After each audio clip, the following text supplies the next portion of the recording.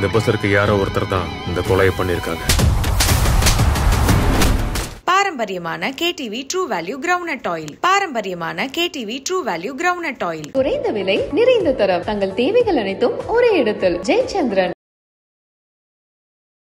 அயர்லாண்டில் Irish டான்ஸ்னு ஒன்று இருக்கு. இவங்களோட ட்ரெடிஷன் டான்ஸ் நம்ம ஊர்ல பரதநாட்டியம் மாதிரி.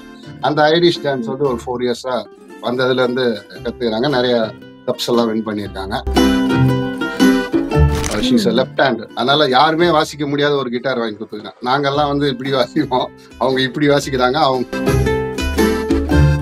எனக்கு ஒரு சின்ன ஹார்ட் ப்ராப்ளம். ஆமா, அது பரம்பரை ப்ராப்ளம். அந்த நேரத்துல நான் ரெஸ்ட் எடுக்க வேண்டிய சூழல். ரொம்ப சின்ன வயசுல விட்டு வந்தேன். ஒப்பிக்கு வந்து 6 இயர்ஸ், நேயாக்கு வந்து 9 இயர்ஸ். நான் விட்டுட்டு வரும்பொழுது லொல்லு சபாலாம் பண்ணி ஒரு 5-6 வருஷம் நம்ம ஃபெமிலியர் ஆன பிறகு ஒரு ஆட் பண்ணேன். நாளைக்கான சம்பளம் 1.25 லட்சம் ரூபா வரைக்கும். Education free. அதுக்கப்புறம் படிக்கிறதுக்குன்னு அவன் கொஞ்சம் பணம் கொடுப்பான், பேக்கெட் மணி மாதிரி.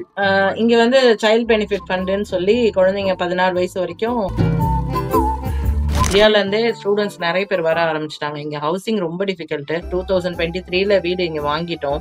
ஸோ அதனால அது கொஞ்சம் காஸ்ட்லி.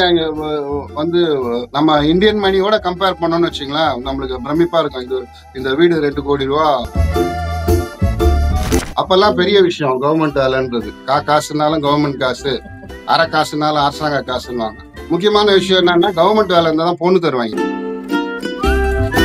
ஆக்சுவலா ஐ பார்ன் இன் ஈஸ்டர் டே. பிறந்த வருஷம் சொன்னா வயசு தெரிஞ்சிடும். ஏதோ வாங்கறதுக்கு அப்படி நான் மட்டும் தனியா வந்தேன். ஒரு 10 பேர் சுத்து போட்டான். தண்ணீரே கல்யாணி அவங்க பேரை பருப்பாங்க அவனை தோல்கி. இந்த மாதிரி நிறைய தண்டைகள், கத்திகளை கழுத்தில் வைப்பது, கழுவி ஊத்துவது எல்லாம் வாங்கிட்டு தான். அட்ரஸ்க்கு கொடுக்கவா மாற்றியா? இன்னைக்கு நம்ம கூட அயர்லாந்துல இருந்து லொல்லு சபால வந்து நம்ம ஈஸ்டர் அவர்கள் ஜாயின் பண்ணிருக்காரு. சோ கூடிய சீக்கிரம் ஈஸ்டர் வரப்போகுது. அந்த நெருங்க டைம்ல வந்து நாங்க உங்களையே வந்து இன்டர்வியூ பண்றோம். சோ எப்படி இருக்கீங்க? நல்லா இருக்கீங்களா? ரொம்ப நல்லா இருக்கும். வணக்கம் நேயர்களுக்கும் சேனலுக்கும். அண்ட் வந்து ரொம்ப சந்தோஷமா இருக்கு உங்களை ஃபேமிலியா பார்க்கும்பொழுது. பட் லொல்லு சபா அவர்கள் ஈஸ்டர் வந்து ரீசெண்டா மதகஜராத படத்துல கூட நாங்க பார்த்தோம். ஆனா என்ன அயர்லாந்துல இருக்கீங்க? ஒரு ரீல்ல பார்த்தா பொண்ணுங்க 2 பேரும் வந்துட்டு அப்பா கூட சேர்ந்து செம்மையா ஃபன் பண்ணி டான்ஸ் எல்லாம் பண்றாங்க. பட் ஊரை பார்க்கும்பொழுது இந்தியா இல்லைன்னு தெரிஞ்சிருச்சு. ஏன் அயர்லாந்து? என்ன காரணம்? ஆக்சுவலா மிஸ்ஸஸ் இங்க வந்து கவர்மெண்ட்ல ஒர்க் பண்றாங்க. முன்னாடியே வந்துட்டாங்க அவங்க. இந்த கோவிட் டைம் வந்தது இல்லையா, அப்ப எல்லாம் ஃபிளைட்டையும் கட் பண்ணிட்டான். நாங்க பார்க்க முடியுமா இது மேல அப்படின்ற மாதிரி ஒரு சந்தேகம் வந்துச்சு.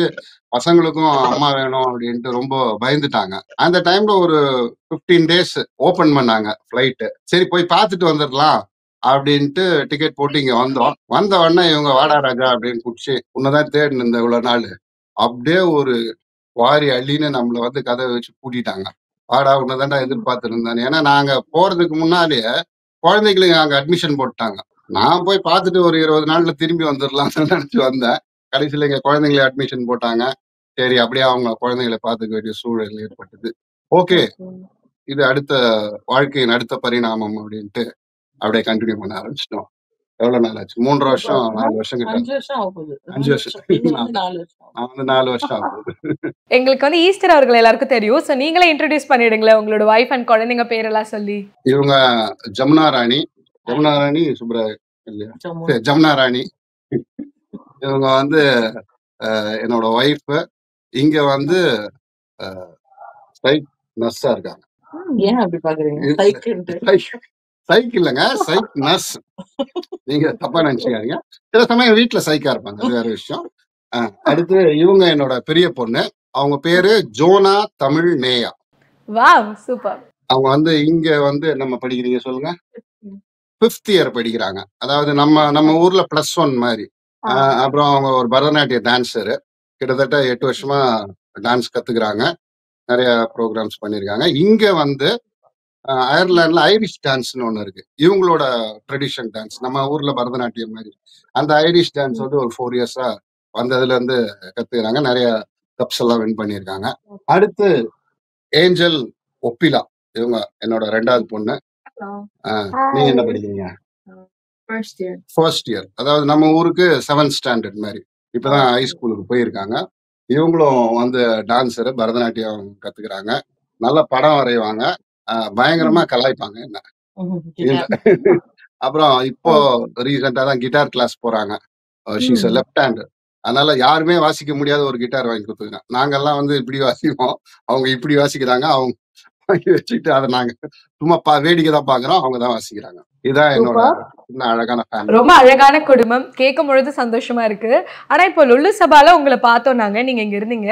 சோ கல்யாணம் ஆகி குழந்தை பிறந்தது எல்லாமே இந்தியால தானா? எப்போ அந்த அயர்லாந்துக்கு அவங்க வேலைக்காக போனாங்க? அதுக்கு முன்னாடி பிள்ளைங்களும் இங்கதான் படிச்சாங்களா? ஆமா, எல்லாருமே இங்கேதான் இருந்தோம். நல்ல வாழ்க்கை நல்லா போயிட்டு இருந்தது. அப்போ எனக்கு கொஞ்சம் உடல்நிலை சரியில்லாத போது என்னால போய் ஒர்க் பண்றது கொஞ்சம் கஷ்டமா இருந்தது. ரெஸ்ட் எடுக்க வேண்டிய சூழ்நிலை இருந்தது. அவங்க ஆல்ரெடி படிச்சிருக்காங்க, நான் நல்லா ஒர்க் பண்ணிட்டு இருந்தேன். அதனால அந்த தேவை ஏற்படல. சரி, இவ்வளவு நாள் நீ ஓடிட்டியப்பா, இருப்பா, நான் எனக்கு ஒரு ஆப்பர்ச்சுனிட்டி இருக்கு, ட்ரை பண்றேன் அப்படின்ட்டு அவங்க எப்பயோ கல்யாணத்துக்கு முன்னால ரிஜிஸ்டர் பண்ணி வச்சிருந்தது அயர்லாண்டுக்கு. அதை சும்மா ஓபன் பண்ணி பார்த்தா வாய்ப்பு இருந்தது. ஏன்னா மெடிக்கல் ஃபீல்டுக்கு வந்து வேர்ல்டு ஃபுல்லா நல்ல வாய்ப்பு. அது சான்ஸ் கிடைச்ச உடனே அவங்க வந்துட்டாங்க. அப்படிதான். உங்க உடம்புக்கு என்னாச்சு? எனக்கு ஒரு சின்ன ஹார்ட் ப்ராப்ளம். ஆமா, அது பரம்பரை ப்ராப்ளம். எப்படி சக்கரை வியாதி, பிரஷர் மாதிரி. எங்க அப்பாவுக்கு ஹார்ட் அட்டாக், அது மாதிரி நம்மளுக்கு வந்தது. அந்த நேரத்துல நான் ரெஸ்ட் எடுக்க வேண்டிய சூழல் ஏற்பட்டது. அதனால ஃபேமிலி அவங்க டேக் ஓவர் பண்ணிக்கிட்டாங்க. ஜமுனா ராணி நினைக்கும் போது பெருமையா இருக்கு. ஸோ அவருக்கு வந்து உடல்நிலை சரியில்லை, சரி நம்ம வந்து இதுக்கப்புறம் ஃபேமிலி எடுத்துக்கணும்ட்டு இன்னைக்கு அயர்லாண்டுக்கு போய் ஃபேமிலியவே அங்க கூட்டு போயிட்டீங்க, அங்க போய் வேலை பாக்குறேன்னு சொல்லிட்டு. ஃபேமிலி அதானே, ஒருத்தருக்கு ஒருத்தர் இன்வால்வ்மெண்ட் இருக்கணும். ஸோ அவரு வந்து கல்யாணம் ஆனதுல இருந்து அவர் பாத்துக்கிட்டாரு. அதுக்கப்புறம் அவருக்கு முடியலன்னும் போது சரி நம்ம பாத்துக்கலாம் அப்படின்ட்டு. அதனால அப்ராட் வந்தா பசங்களுக்கு அவரு கொடுத்த அதே லைஃப் ஸ்டைல் கொடுக்க முடியும் அப்படின்றது எனக்கு தாட்டா இருந்துச்சு. அதனால சரி இங்க வரணும் அப்படின்ட்டு பிளான் பண்ணேன். இன்னொன்னு பசங்களும் அவரும் கோஆபரேட்டிவா இருந்ததுனால அது முடிஞ்சுது. ஏன்னா ஃபேமிலி வந்து ஒத்துழைக்கல அப்படின்னா, இல்ல என்னால முடியாது, பசங்களும் போவாதீங்கம்மா அப்படின்லாம் அந்த ரொம்ப சின்ன வயசுல விட்டு வந்தேன். ஒப்பிக்கு வந்து 6 இயர்ஸ், நேயாக்கு வந்து 9 இயர்ஸ். அப்போ நான் விட்டுட்டு வரும்பொழுது ஒரு 3 இயர்ஸ் வந்து அவங்க அம்மா தான் பாத்துக்கிட்டாங்க. இவரு அடிக்கடி கூட போய் பார்த்துட்டு வருவாரு. சோ பசங்க கோஆபரேட்டிவா இருந்தாங்க. அப்பையில இருந்தே குழந்தைங்க கொஞ்சம் மெச்சூர்ட் தான். அதுவும் இல்லாம இவரும் டேக் கேர் பண்ணிட்டாரு. அதனால இது பாசிபிள் ஆச்சு. பட் ஆனால் இப்போ எங்க எல்லாருக்குமே ஒரு கேள்வி இருக்கு. லுல்லு சபால அவரை பார்த்தோம், அதே மாதிரி படங்கள் எல்லாம் பார்த்துருக்கோம், நிறைய எல்லாரையும் கலகலகலன்னு சிரிக்க வச்சுட்டு ஜாலியான ஒரு ஆக்டர். பட் வந்து ஃபர்ஸ்ட் இந்த லுல்லு சபா பண்ணும்போது எவ்வளோ பேமெண்ட் வாங்கினாருன்றது ஒரு பெரிய கேள்வி இருக்கு. சொல்லாமா? ஏன்னா அந்த காலத்துலலாம் அவ்வளோ கஷ்டப்பட்டு பண்ணிட்டு இருப்பீங்க, அப்பெல்லாம் எவ்வளோதான் இருக்கும் பேமெண்ட்லாம்? பேமெண்ட் நான் லுல்லு சபால நான் தான் 2வது அதிக பேமெண்ட். சாமி அண்ணன், நம்ம செம்புலி ஜெகன் அண்ணன், டைரக்டர் ஜேபி அண்ணன், இவங்க எல்லாம் ஒரு பேமெண்ட். அதாவது 1200 ரூபா ஹையஸ்ட் பேமெண்ட். அதுக்கப்புறம் செகண்ட் ஹையஸ்ட் நான் தான் 700 ரூபா, 750 ரூபா. அதுக்கப்புறம் பேட்டா ஒரு 50 ரூபா. இதுதான் எங்களோட முதல் பேமெண்ட். ஒரு நாளைக்குக்கா? ஒரு நாளைக்கு ஒரு எபிசோடு, ஒரு நாளைக்கு தான் எடுப்போம் மேக்ஸிமம். கொத்தனாரு சித்தாண்டா வாங்குறாங்கல்ல, அது மாதிரிதான். ஒரு நம்மளுக்கு செக்கா கீழ்ச்சி கொடுக்க மாட்டாங்க. ஆனா அதுக்கப்புறம் அதோட வளர்ச்சி மிக பெருசா இருந்தது. ஒரே நாளுக்கு ஒரு ஆட் ஒண்ணு பண்ணேன். லொல்லு சபாலாம் பண்ணி ஒரு 5-6 வருஷம் நம்ம ஃபெமிலியர் ஆன பிறகு ஒரு அந்த மேங்கோ பைட் சாக்லேட்டுக்காக ஒரு ஆட் பண்ணேன். ஒரு நாளைக்கான சம்பளம் 1.25 லட்சம் ரூபா வரைக்கும் கொடுத்தாங்க அங்க. வேற லெவல்ல. எனக்கே ஆச்சரியமா இருக்கு.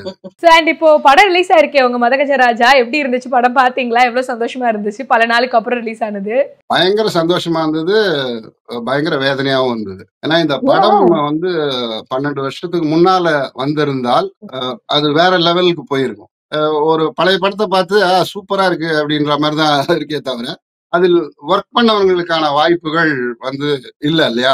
இது பழைய படையா அப்படின்ற இதே இன்றைக்கு ஒரு படம் நடிச்சு ரிலீஸ் ஆகுதுன்னா டக்குனே வந்தாலும் நல்லா பண்ணியிருக்கானே, கூப்பிடுவாங்கன்னு ஒரு 10 பேர் கூப்பிடுவாங்க. அந்த வாய்ப்பு கிடைக்கலையே தவிர, ஆனால் வந்து அந்த படம் ரொம்ப ரசிச்சு பண்ணேன். முக்கியமா சொல்லணும்னா அதுக்கு முதல் காரணம் சுந்தர் சி சார் தான். ஒரு கலைஞன் என்ன விரும்புவான், இவங்கிட்ட என்ன இருக்கு, இவன் சின்ன நடிகன், நம்ம 10 பெரிய நடிகர்கள் வச்சு பண்றோம்லாம் இல்லாம, நீங்க சொல்லுங்க ஈஸ்டர், நீங்க பண்ணுங்க, நீங்க இது பண்ணலாமே அப்படின்ட்டு ரொம்ப உற்சாகப்படுத்தி பண்ண வச்சாரு. இப்போ நீங்க பல கனவுகளோட லொல்லு சபாக்கு வந்திருப்பீங்க அப்போ முதல்ல சினிமா பயணம் ஆரம்பிக்கும் போது. ஆனா அதோட கிராஃப் எப்படி இருந்துச்சு? எவ்வளவு தடைகள் கஷ்டங்கள் இருந்துச்சு? இப்பதான் படங்கள் பண்றீங்களா இல்ல அதை அப்படியே நிறுத்திட்டீங்களா ஆக்டிங்க? சினிமாவுக்கு வரவங்க எல்லாம் பல கனவுகளோட வருவாங்க. நேரா வந்து நடிச்சு டைரக்டா சூப்பர் ஸ்டார் தான், அதுக்கப்புறம் எலெக்ஷன்ல நின்னு சிஎம் தான். இந்த கதையெல்லாம் நம்ம கிட்ட கிடையாது.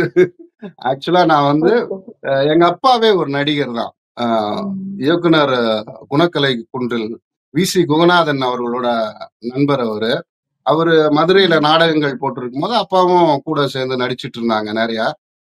குகநாதன் அவர்கள் சென்னை வரும்போது ஜோதி வந்துருங்க நம்ம பண்ணலாம் படம் அப்படின்னோடனே அப்பாவும் கிளம்பி இங்க வந்துட்டாரு. வந்து அவர் கூட சேர்ந்து நாடகங்கள் எங்கள் தமிழினம் தூங்குவதோன்ட்டு நாடகம் நான் எனக்கு நினைவு தெரிஞ்சு பண்ண நாடகம். அதுல பெரிய பெரிய இவரு ஜெய் கணேஷ் சார் தான் ஹீரோ. இந்திரா மேடம் வந்து ஹீரோயினா நடிச்சாங்க. நாடகங்கள், படங்கள், தனிக்காட்டு ராஜா, நீ தொடும்போது, இவரு விசி குணநாதன் அவர்கள் படங்கள் நிறைய அப்பா நடிச்சுட்டே இருந்தாங்க. மச்சான பாத்தீங்களா அப்படிலாம். ஆனா என்ன ஆச்சுன்னா அப்பாவுக்கு கவர்மெண்ட் வேலை கிடைச்சிருச்சு. அப்பெல்லாம் பெரிய விஷயம் கவர்மெண்ட் வேலைன்றது. காசுனாலும் கவர்மெண்ட் காசு, அரை காசுனாலும் அரசாங்க காசுன்னுவாங்க. முக்கியமான விஷயம் என்னன்னா கவர்மெண்ட் வேலை இருந்தா தான் பொண்ணு தருவாங்க. அப்போ எங்க அப்பாவுக்கு வந்து கல்யாணம் முக்கியமா இல்ல வந்து சினிமா முக்கியமான்னு யோசிச்சுக்கிறாரு. யோசிச்சோன்னா இல்ல கல்யாணம் லவ் வேற பண்ணிருந்தாரு எங்க அம்மாவை. டக்குன்னு கவர்மெண்ட் வேலையில ஜாயின் பண்ணி, அதனால அவர் தொடர்ந்து பெருசா அப்பப்ப போய் நடிச்சிட்டு இருந்தாரே தவிர பெருசா நடிக்க முடியல. அதுக்கப்புறம் நான் எங்களெல்லாம் வந்து அப்பா வந்து இந்த மாதிரி சொல்லி கொடுத்து நிறைய இது பண்ண வைப்பாரு. நான்லாம் வந்து 5 வயசுல வீரபாண்டிய கட்டபொம்மன் அந்த மோனோ ஆக்டிங் பண்ணியிருக்கேன். 5 வயசுல இருந்து 3 வயசுலயே என்ன நடிக்க வச்சிருக்காங்க. எனக்கு நினைவு இல்லை, அது தெரியல. அது ஜோக்கர் துளசி அண்ணன்ட்டு ஒரு நடிகர் தவறிட்டாரு. அவர் தான் என்னை தூக்கிட்டு போய் பருவ காற்றுன்ற நாடகத்துல நடிச்சாரு. அப்படியே வந்ததுதான். சின்ன வயசுல இருந்தே நடிச்சிட்டு இருக்கோம். அப்போ ஒன்லி மேடை நாடகங்களும் தூர்தர்ஷன் செவ்வாய்க்கிழமை நாடகங்கள் மட்டும்தான். எல்லா ஊர்கள்லயும் போய் நாடகம் போடுவோம். விழிப்புணர்வு நாடகங்கள்லாம் அப்ப நிறைய வந்துட்டு இருந்தது. அமைச்சூர் ட்ரூப்பு, கிரேசி மோகன், மௌலி சாரு, ஜோ சாரு, நிறைய பேர் அந்த மாதிரி அமைச்சூர் ட்ரூப்பு, ப்ரொஃபஷனல் ட்ரூப்ஸ் நிறைய இருந்தாங்க. அப்போ இந்த குழந்தை வேஷத்துக்கு வந்து அப்ப ஆட்கள் கம்மியா இருப்பாங்க. அதனால நிறைய ட்ரூப்ல நம்ம நடிச்சுட்டு அப்பா கூப்பிட்டு போவாங்க, சைக்கிள்ல வச்சு மறிச்சுட்டு நிறைய நாடகங்கள் நடிச்சு, அப்புறம் தூர்தர்ஷன்ல நான் 6 வயசுலயே ஆடிஷன் ஆர்டிஸ்ட். இன்றைக்கு கன்னடத்துல மிக ஃபேமஸா இருக்க திரு சஞ்சீவ் கே குமார் அவர்கள் கிட்ட உதவி இயக்குனரா சேர்ந்து நிறைய ஒர்க் பண்ணிட்டு இருந்தோம். யதார்த்தம்னு ஒரு சீரியல் பண்ணோம். ஐஸ்வர்யா அவர்கள் ஹீரோயின், ராம்ஜி சார் ஹீரோ. அதுலதான் ஜேம்ஸ் வசந்தன் நல்ல பழக்கம். அவர் தான் எனக்கு அந்த வாய்ப்பே வாங்கி கொடுத்தாரு. அப்போ எங்க டைரக்டர் உடம்பு சரியில்லாத போது ஜேம்ஸ் அண்ணன் தான் சொன்னாரு. அப்ப அவர் விஜய் டிவில அந்த மார்னிங் ஷோ பண்ணிட்டு இருக்காரு. இங்க ஒரு காமெடி ஷோ ஆரம்பிக்கிறாங்க, நீ தான் நல்லா எழுதுவிய, அசிஸ்டன்ட் டைரக்டர் தானே, வந்து அதுல ஜாயின் பண்ணிக்கோன்னாரு. நானும் லொல்லு சபாக்கு எழுததான் போனேன். பார்த்தோன்னா ராம்பாலா அண்ணன் சொன்னாங்க, இந்த மாதிரி ஒரு ஸ்கிரிப்ட், அது ஒரு பொலிட்டிக்கல் இது தட்டையர் மாதிரி பண்ணாரு. எல்லா அப்போ இருக்க அரசியல் தலைவர்களை வச்சு, தலைவர் கலைஞர், அம்மா ஜெயலலிதா எல்லாம் வச்சு ஒரு ஸ்கிரிப்ட் பண்ணி எடுத்துட்டு வர சொன்னாரு. அடுத்த நாள் அன்னைக்கு நைட்டு ஃபுல்லா உட்காந்து தூங்கவே இல்லை. அன்னைக்கு நைட்டு ஃபுல்லா உட்காந்து 35 நிமிஷத்துக்கு ஸ்கிரிப்ட் ரெடி பண்ணி அடுத்த நாள் போய் படிச்சு காட்டுறேன். ராம்பாலா நான் அப்படியே பிரமிச்சிட்டாரு. சூப்பரா இருக்கு சிஸ்டர் உங்க ஸ்டைலு, என்ன படிச்சிருக்கீங்கன்னு. நான் லிட்ரேச்சர் படிச்சிருக்கேன் சார் அப்படின்னா. அப்படியா, ஓகே ஓகே சூப்பர், ஆனா இது வந்து நம்ம ஸ்டைல் இல்லைன்ட்டு. நைட்டு ஃபுல்லா கண்டுபிடிச்சு இது ஸ்டைல் இல்ல, நான் ஒரு ஸ்டைல் சொல்றேன், அதுல ஃபாலோ பண்ணுங்க நீங்க அப்படின்ட்டு. அப்பதான் அந்த லொல்லு சபா, அந்த பஞ்ச் அடிக்கிறது, கவுண்டர் அடிக்கிறது, இந்த அடுத்தடுத்த காமெடிகள், கிண்டல் பண்ற அந்த விஷயங்கள்லாம் அவர் சொல்றாரு. இந்த லொல்லு தான் நம்மளோட ஸ்டைலு அப்படின்னாரு. சூப்பர். உங்களுக்கு ஈஸ்டர்னு ஏன் பேர் வச்சாங்க? ஆக்சுவலா ஐ பார்ன் இன் ஈஸ்டர் டே. அந்த பண்டிகை அன்னைக்கு பிறந்த வருஷம் சொன்னா வயசு தெரிஞ்சிடும். ஏப்ரல் 22ஆம் தேதி 1973 வந்து நான் பிறந்த அன்னைக்கு ஈஸ்டர். சர்ச்சுக்கு தான் அம்மா போறாங்க. அப்ப பெயின் வருது, அதுக்கப்புறம் எடுத்துட்டு போய் அட்மிட் பண்ணி நம்ம சென்னையில கோஷா ஹாஸ்பிட்டல் சொல்லுவாங்கல்ல, கஸ்தூரிபா காந்தி ஹாஸ்பிட்டல், அங்கதான் பிறந்தேன். So I born in Easter day. So என் பேர் ஈஸ்டர் ராஜ். ஈஸ்டர் சூப்பர் ரொம்ப கேட்சியா இருக்கனால எல்லாருமே ஈஸி ஈஸ்டர் அப்படின்ட்டு. சூப்பர் நல்லா இருக்கு. இப்போ இன்னும் நீங்க வந்து லொல்லு சபால இருக்கக்கூடிய எல்லார் கூடயும் ஒரு பாண்ட்ல இருக்கீங்களா? சந்தானம் அவர்களோ இல்ல மத்த நபர்கள் இருக்காங்களே, சுவாமிநாதன், உதயா, எல்லார் கூடயும் உங்களோட அந்த ஃப்ரெண்ட்ஷிப் இருக்கா? நிச்சயமா இப்போ சாமி என்ன பொண்ணு மேரேஜ் ஆச்சு, அது கூட வாழ்த்துக்கள் அனுப்பிச்சு எங்களோட குடும்ப நிகழ்வுகள்லயும் எல்லாருமே வந்து கலந்துக்கிட்டாங்க. இப்போ உதய அண்ணனுக்கு ஒரு உடல்நிலை குறைவாச்சு, வெங்கட்ராஜ் அண்ணனுக்கு உடம்பு சரியில்லை, நிறைய இந்த மாதிரியான சினிமா சம்பந்தமா டிவி சம்பந்தமா ப்ரோக்ராம் சம்பந்தமா இல்லாமல் குடும்ப உறவுகளா தான் நாங்க பழகிட்டே இருக்கோம். அண்ணன் சாமி அண்ணன்ல தொடங்கி உதய அண்ணன், சந்தானம், ஆண்டனி எல்லாருமே அப்படிதான் பழகிட்டு இருக்கோம். சமீபத்துல கூட நம்ம நண்பன் ஆண்டனி இழந்துட்டோம். நாங்க எல்லா துக்கத்திலயும் சந்தோஷத்திலயும் ஒன்னாதான் இருப்போம். உதயா அவர்களுக்கு வந்து உதவின்னு சொல்லி நம்ம கேபிஒய் பாலால இருந்து நிறைய பேர் உதவி பண்றதெல்லாம் பார்த்தோம். சோ நீங்களும் அவர்கிட்ட பேசுனீங்களா? இப்ப எப்படி இருக்காரு? இப்ப ரொம்ப நல்லா இருக்காரு. இப்ப வெளியில எல்லாம் போயிட்டு வந்தாரு.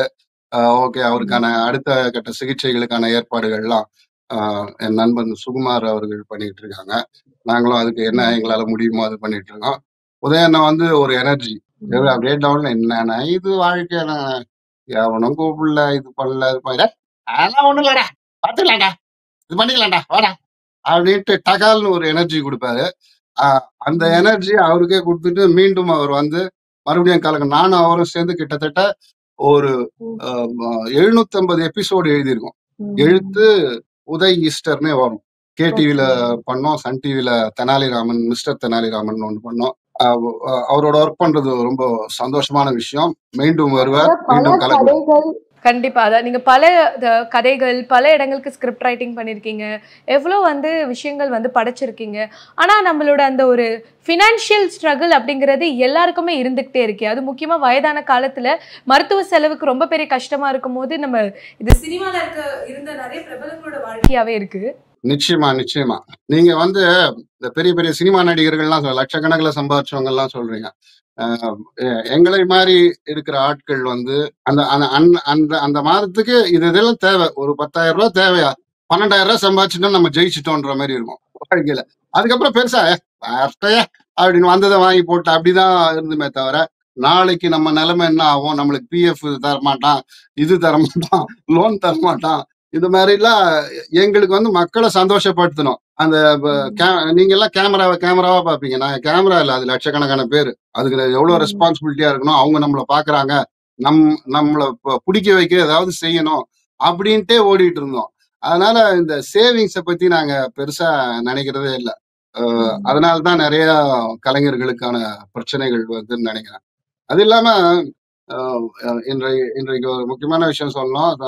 ஆண்டனி மறந்துக்கு வந்து அவன் கூட யாரும் இல்ல, சந்தானம் தான் எல்லாம் பண்ணிருக்காப்புல. ஸோ இந்த மாதிரி வளர்ந்தவர்கள் வந்து கீழே கஷ்டப்படுறவங்கள ஓரளவுக்கு அது கை கொடுக்கலாம். நிறைய ஆர்டிஸ்ட் இருக்காங்க, அவங்க கூட ஒர்க் பண்ண ஆர்டிஸ்ட ஓரளவுக்கு பாத்துக்கிட்டாவே போதும், ரொம்ப சந்தோஷமா எல்லாரும் வாழ்க்கையும் இருக்கும். அண்ட் இதுக்கப்புறமா உங்களை படங்கள்ல பாக்கலாமா, இல்ல நடிப்பீங்களா? எப்படி இருக்கு உங்களோட ஆக்டிங் கரியர் நிலவரம்? உங்களுக்கு இவ்வளவு கோவம், நடிப்பீங்களா இனிமேல? இல்ல அவ்வளவுதானா? கண்டிப்பா நடிப்போம். வாழ்க்கை அதுதான். ஏன் நடிப்புன்றது வந்து எனக்கு ரொம்ப உயிர் மாதிரி. சூப்பர், கண்டிப்பா பண்ணுவீங்க. நான் என்னன்னா அயர்லாந்துல இருக்கீங்களே, இந்தியாவுக்கு அவ்வளவா வர்றதுல வெக்கேஷன் தான் வரேன்னு சொன்னோடனே என்ன ஆச்சுன்னு சொல்லி கேட்டேன். பட் கண்டிப்பா நீங்க நடிக்கணும். இல்ல, இவங்க 2 பேர் இருக்காங்கல்ல, இங்க வந்து அவங்க மேஜர் ஆகிற வரைக்கும் அவங்களுக்கு ஒரு அட்டெண்டன்ட் தேவை கண்டிப்பா. நம்ம அதுக்கு வெளியாட்களை வைத்து விட்டு போறதுக்கோ நம்ம வீட்டுல அந்த மாதிரி சூழல் இல்லை. அதனாலதான் இருக்கேன். இன்னும் 2 வருஷத்துல இவங்க இண்டிபெண்டா இருக்க முடியும். சோ நானும் இண்டிபெண்டன்ட் ஆயிடுவேன். எங்களுக்கு இன்னும் 2 வருஷத்துல எனக்கு சுதந்திர தினம் கிடைக்கும். ஓகே, சோ உங்க பசங்கள்ட்ட பேசுவோமா? எப்படி இருக்கீங்க? நல்லா இருக்கீங்களா? செம்மையா டான்ஸ்லாம் ஆடுறீங்க. நல்லா இருக்கும். நீங்க எப்படி இருக்கீங்க? நல்லா இருக்கும்.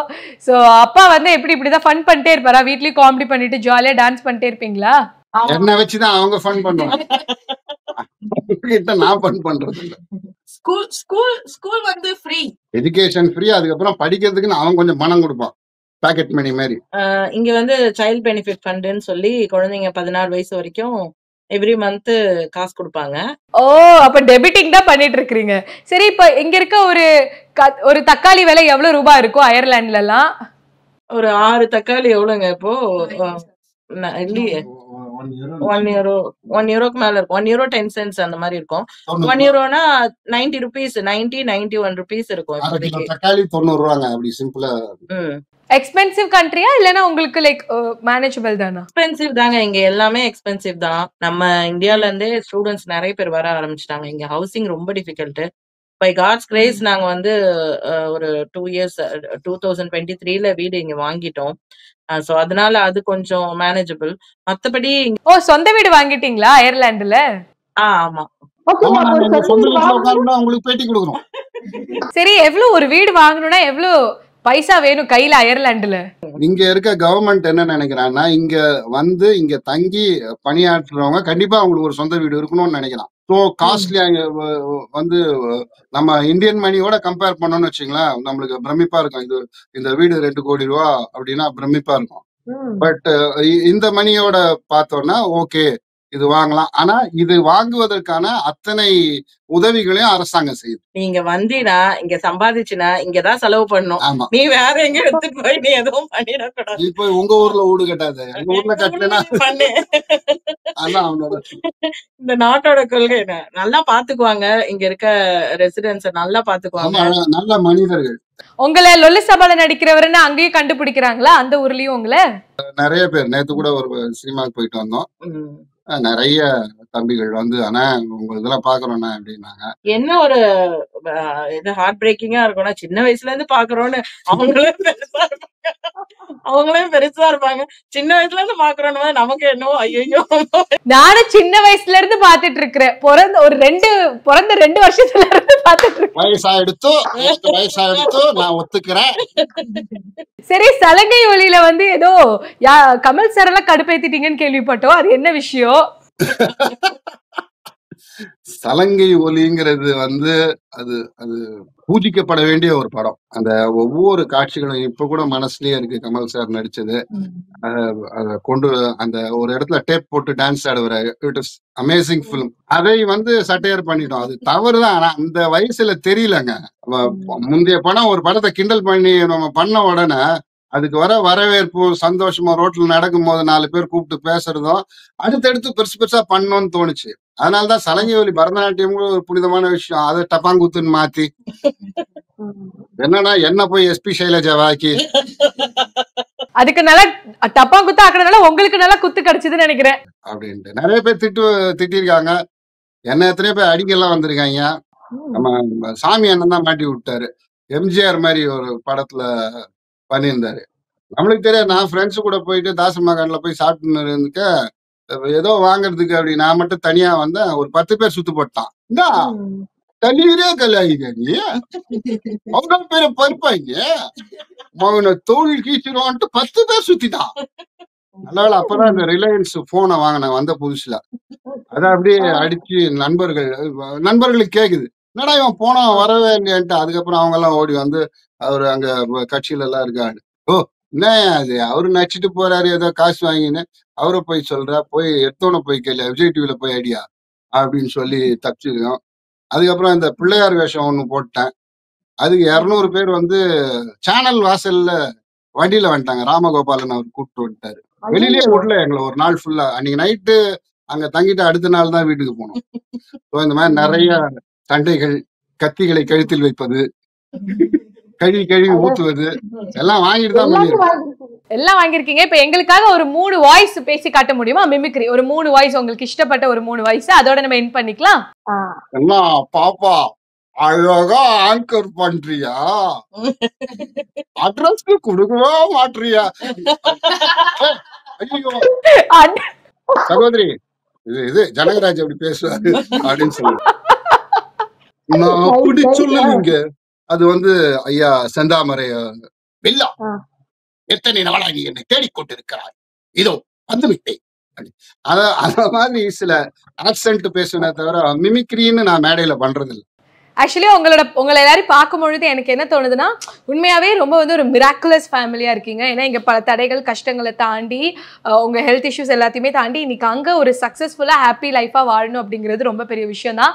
டச்வுட் இதே மாதிரி சந்தோஷமா இருங்க. இன்னும் சுவாரஸ்யமான ரீல்ஸ், டான்ஸ் எல்லாத்தையும் பார்க்க நாங்களும் வெயிட் பண்றோம். நிறைய பேருக்கு புரியாத விஷயம் என்னன்னா, வாழ்க்கை என்பது இவ்வளவுதான். அந்த டிஸ்டன்ஸ் தான் பிறப்புல இருந்து இறப்பு வரைக்கும்.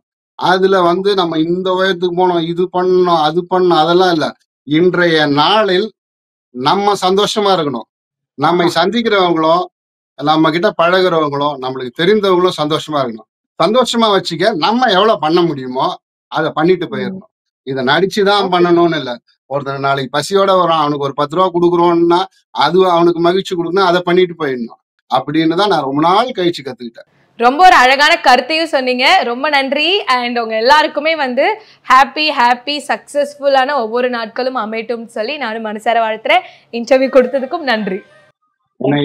என்னை ஞாபகம் வைத்துக் கொண்டு அழைத்து பேட்டி கண்ட நம்ம சேனலுக்கும் அதன் பின்னால் இருக்க தொழில்நுட்ப கலைஞர்களுக்கும் உங்களுக்கும் என்னுடைய நன்றிகள். ஈஸ்டரின் ஈஸ்டர் வாழ்த்துக்கள். இந்த பஸ்ஸருக்கு யாரோ ஒருத்தர் தான் இந்த கொலையை பண்ணியிருக்காங்க. பாரம்பரியமான KTV true value groundnut oil. பாரம்பரியமான KTV true value groundnut oil. குறைந்த விலை, நிறைந்த தரம். தங்கள் தேவைகள் அனைத்தும் ஒரே இடத்தில். ஜெயச்சந்திரன்.